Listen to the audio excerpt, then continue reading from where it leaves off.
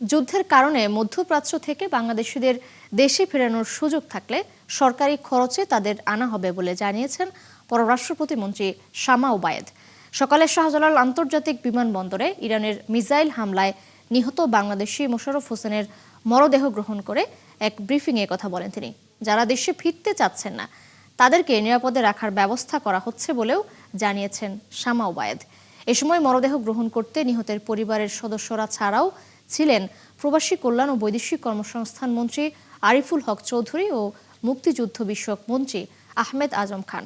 চলমান পরিস্থিতিতে যারা চাকরি হারিয়ে দেশে ফিরছেন, পরিস্থিতি শান্ত হলে তাদের পাঠানোর ব্যবস্থা করা হবে বলে জানান প্রবাসী কল্যাণ মন্ত্রী আরিফুল হক চৌধুরী।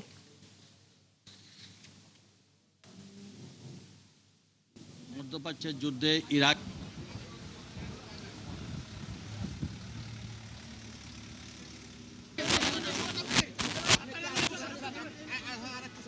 ভাই ৭টা রাখলে ভালো হয়।